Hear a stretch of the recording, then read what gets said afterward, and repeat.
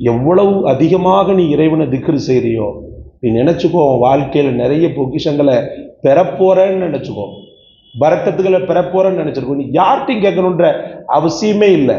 உனக்குன்னு சொல்லி ஒரு தேவை ஏற்படுதா, அஸ்மாவுல் ஹுஸ்னாவை எடு. அதில் அள்ளி வழங்கக்கூடிய அந்த பெயருடைய பிஸ்மில்லாஹிர் ரஹ்மானிர் ரஹீம். ஹஜ்ரத் அபூ தர்தா ரலியல்லாஹு அவர்கள் அறிவிக்கிறார்கள், ஒரு முறை நபி ஸல்லல்லாஹு அலைஹி வஸல்லம் அவர்கள், உங்களின் அமல்களில் மிகச் சிறந்ததையும் அவைகளில் உங்கள் எஜமானனிடத்தில் மிக பரிசுத்தமானதையும் உங்கள் அந்தஸ்துக்களில் மிக உயர்வானதையும் வெள்ளி தங்கத்தை செலவழிப்பதை விட உங்களுக்கு மிகச் சிறந்ததையும், நீங்கள் உங்கள் எதிரிகளை சந்தித்து நீங்கள் அவர்களின் கழுத்திலும் அவர்கள் உங்கள் கழுத்திலும் அடித்து கொள்வதை, வாளால் வெட்டி கொள்வதை விட மிகச்சிறந்ததையும் உங்களுக்கு நான் அறிவித்து தரட்டுமா என்று கேட்டார்கள். அதற்கு தோழர்கள் ஆம் யா ரசூலல்லாஹ் என்று கூறினர். அதற்கு நபி ஸல்லல்லாஹு அலைஹி வஸல்லம் அவர்கள், அதுதான் அல்லாஹு தஆலாவின் திக்ராகும் என பகர்ந்தார்கள். ஹஜ்ரத் ஸஅத் இப்னு அபி வக்காஸ் ரலியல்லாஹு அவர்களின் வாயிலாக அறிவிக்கப்பட்டுள்ளது, அவர்கள் ஒரு முறை நபி ஸல்லல்லாஹு அலைஹி வஸல்லம் அவர்களோடு ஒரு பெண்மணியின் இல்லத்திற்கு சென்றார்கள். அப்பொழுது அந்த பெண்மணியின் முன்னால் பேரித்தம்பல கொட்டைகளோ அல்லது பொடிக்கற்களோ இருந்தன. அவைகளை கொண்டு அந்த பெண்மணி தஸ்பீ ஓதி கொண்டிருந்தார். அப்பொழுது அண்ணல் நபி ஸல்லல்லாஹு அலைஹி வஸல்லம் அவர்கள், இதைவிட லேசாக அல்லது இதைவிட மிகச் சிறந்ததாக இருக்கும் ஒரு திக்ரை உனக்கு நான் அறிவித்து தரட்டுமா என்று கேட்டுவிட்டு, அது சுபஹானல்லாஹி அததமா ஹலக ஃபிஸ் ஸமாயி வ சுபஹானல்லாஹி அததமா ஹலக ஃபில் அர்தி வ சுபஹானல்லாஹி அததமா பைன தாலிக வ சுபஹானல்லாஹி அததமா ஹுவ காலிகுன் வல்லாஹு அக்பர் மிஸ்ல தாலிக வல்ஹம்துலில்லாஹ் மிஸ்ல தாலிக வலா இலாஹ இல்லல்லாஹ் மிஸ்ல தாலிக வலா ஹவ்ல வலா குவத்த இல்லா பில்லாஹ் மிஸ்ல தாலிக. வானில் அல்லாஹ் படைத்துள்ள படைப்புக்கள் அளவுக்கு சுபஹானல்லாஹ் என்று கூறி அல்லாஹ்வை நான் போற்றுகிறேன். பூமியில் அவன் படைத்துள்ள படைப்புக்கள் அளவுக்கு சுபஹானல்லாஹ் என்று கூறி அல்லாஹ்வை போற்றுகிறேன். அவை இரண்டுக்கும் மத்தியில் உள்ள அளவுக்கு சுபஹானல்லாஹ் என்று கூறி அல்லாஹ்வை போற்றுகிறேன். அல்லாஹ் இனிமேல் படைக்கவிருக்கும் படைப்புக்கள் அளவுக்கு சுபஹானல்லாஹ் என்று கூறி அல்லாஹ்வை போற்றுகிறேன். மேற்கூறப்பட்டவை போன்ற அளவு அல்லாஹ் அக்பர் கூறுகிறேன். அது போன்ற அளவு அல்ஹம்துலில்லாஹ் கூறுகிறேன். அது போன்ற அளவு லா இலாஹ இல்லல்லாஹ் கூறுகிறேன். அது போன்ற அளவுக்கு லா ஹவ்ல வலா குவத்த இல்லா பில்லாஹ் கூறுகிறேன். அன்பிற்குரியவர்களே, இது ஒரு பெரும் பொக்கிஷம் சகோதரர்களே. அல்லாஹ் ரப்புல் ஆலமீன் உலகத்தின் வாழ்க்கையில ஒருவனுடைய மூச்சை பரக்கத்தாக ஆக்க வேண்டும் என்றால், ஒருவனுடைய பேச்சை பரக்கத்தாக ஆக்க வேண்டும் என்றால், அவனுடைய மூச்சையும் பேச்சையும் தன்னாக ஆக்குகிறான், தானாக மாற்றுகிறான்.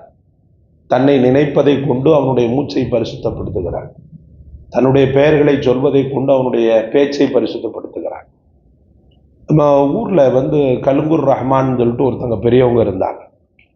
அவங்க எப்போதுமே பேச்சை தவிர, அதாவது துனியாவுடைய பேச்சில் ஒரு அத்தியாவசியமான பேச்சை தவிர அவங்க பார்த்தீங்கன்னு சொன்னால் தஸ்பீ செஞ்சுக்கிட்டே இருப்பாப்புல. நமக்கே ஆச்சரியமாக இருக்கும், அவர் ஓய மாட்டாரான்னு. பஸ்ஸில் போகும்போது செய்வார். அந்த காலத்தில் பஸ் மட்டும்தான், பெரிய அளவுக்கு அந்த மற்ற வாகனங்கள்லாம் கிடையாது. அந்த பஸ்ஸில் அமர்ந்திருக்கும் போது இலங்கையில் வேலை பார்த்துக்கிட்டு இருந்தார். அப்பப்போ தான் வருவார் ஊருக்கு. ஆனாலும் அவங்களுடைய பேச்சு மூச்சு எல்லாமே திக்ராவே தான் இருக்கும் போல இருக்குன்ட்டு வெக்கத்தை விட்டு ஒரு நாள் அவங்களுடைய பிள்ளைகள் நான்லாம் ஒன்றா தான் படித்தவங்க உண்டோம். நம்ம கேட்குறோம், அவங்க மனைவியார்கிட்ட கேட்குறோம், மாமி வாப்பா மாமா எப்போதுமே வாய் தஸ்பீ செஞ்சுக்கிட்டே இருக்குத, அவங்க சும்மா இருக்கும்போதும் அப்படிதான் உங்கள்கிட்ட பேசவே மாட்டாங்களெல்லாம் கேட்டிருக்கிறோம். அப்படிதான் அவங்க சொன்னாங்க, இல்லைம்மா அப்படிலாம் இல்லை, என்னுடைய கணவனை மாதிரி உலகத்தில் வேறு யாரையும் நான் பார்த்தது கிடையாது அப்படின்னு சொல்லிட்டு, நான் அவங்களுக்கு 4 பெண் குழந்தைங்க. எனக்கு எவ்வளவு சந்தோஷமா வச்சிருக்க முடியுமோ அவ்வளவு சந்தோஷமா வச்சிருப்பாங்க. ஆனால் அவங்களுக்குன்னு சொல்லி நான் ஃப்ரீடமை கொடுத்துட்டேன்னு சொன்னால் அவங்களுடைய தஸ்பீஹாத் பெரும்பாலும் அவங்க தூங்குற வரைக்கும் செஞ்சுக்கிட்டே தான் இருப்பாங்க. அதே போல தூக்கத்தில் தஹஜ்ஜத்துல இருந்து எந்திரிச்சுன்னா செஞ்சுக்கிட்டே தான் இருப்பாங்க. என்னுடைய விஷயத்துல அவங்க கரெக்டா இருந்ததுனால தான் அவங்களுடைய அமளியத்துல நான் எந்த இதுவும் பண்ணலை அப்படின்னு சொல்லி அப்பவுமே எங்களுக்கு நாங்கள் ஓதுற காலத்திலேயே அவங்கள்ட்ட போய் நம்ம தெளிவு பெற்றோம்.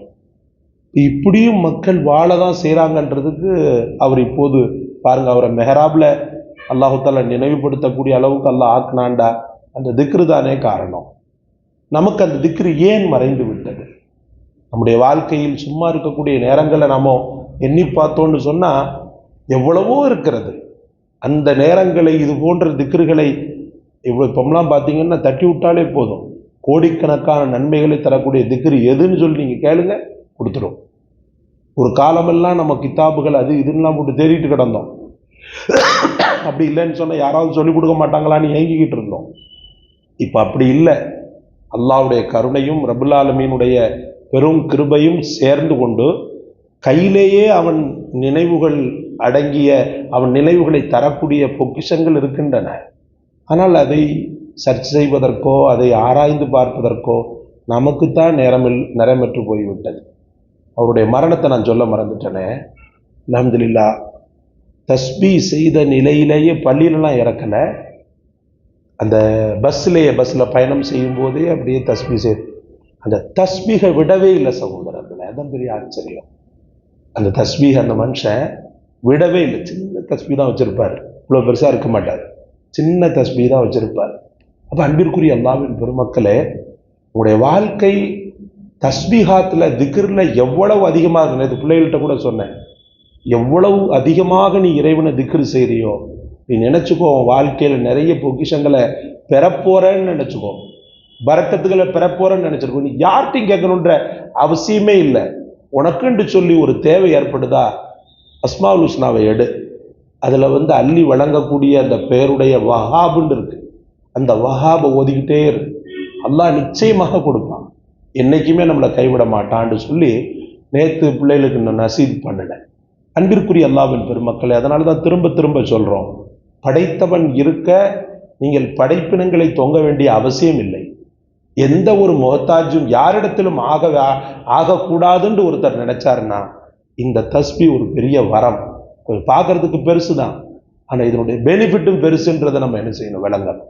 அல்லாஹ் உங்களையும் என்னையும் கடைசி மூச்சு இருக்கின்ற வரைக்கும் அவனை நினைப்பதற்கு பெரும்பங்கை ஒதுக்கி மௌத்தாகக்கூடிய நேரத்திலும் அல்லாஹ் ரப்புல் ஆலமீன் லா இலாஹ இல்லல்லாஹ் முஹம்மது ரசூலுல்லாஹ் என்ற அந்த பெரும் பாக்கியத்தை நினைவுபடுத்தி அதை சொல்ல வைத்து நம்மை மௌத்தாக்குவானாக.